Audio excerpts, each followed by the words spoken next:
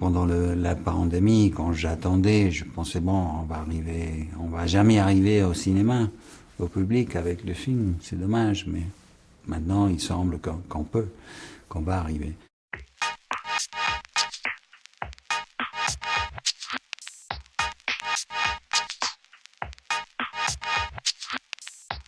J'avais essayé plusieurs fois avant avec des autres scénarios, mais c'était la première fois que j'ai trouvé l'argent pour tourner.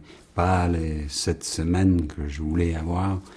On a eu 5 semaines, que c'est pas beaucoup pour un film, pour une telle histoire, mais on a bien préparé le tournage et c'est bien passé.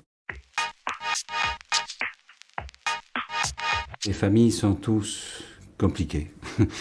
Je voulais explorer ce que je ressens pour mes parents. C'était après la mort de ma mère que j'ai commencé à écrire cette histoire. Et quand je pensais à ma mère, j'ai pensé à mon père et la complexité de leur relation. Et puis j'ai pensé à mon enfance, mon adolescence, à mes frères. Et c'est compliqué. J'ai exploré mes souvenirs, les souvenirs des autres. J'ai vu que la mémoire, c'est plutôt un sentiment que des faits. J'ai pensé que, bon, c'est intéressant que nous essayons tous de contrôler le passé pour être à l'aise dans le présent. Que nos souvenirs ne sont pas si figés comme on le pense, qui sont pas fiables à la fin. Mais ça vaut la peine d'explorer, de voir pourquoi on a édité comme ça le passé. Pourquoi on a la nécessité de faire ça et les autres le font d'une autre façon. Nos souvenirs décident de comment nous voyons les autres et peut-être comment les autres nous voient. J'ai aimé ça parce que ça donnait un autre élément dans l'histoire de John et son père, cette histoire père-fils.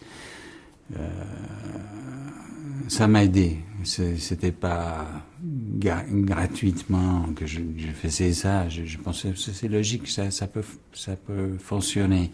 Et je voulais pas montrer une chose extraordinaire. Au contraire, c'est une famille très ordinaire, complètement. Et je trouvais que c'était important de montrer ça. Là, il y a un grand défi. Comment communiquer avec une personne que ne veut pas communiquer avec toi, que ne veut pas t'accepter comme tu es. Et à la fin, je crois que c'est une histoire père-fils où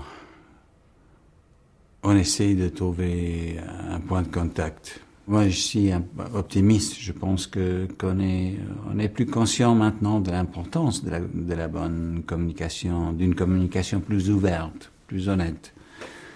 Et c'est important dans notre histoire aussi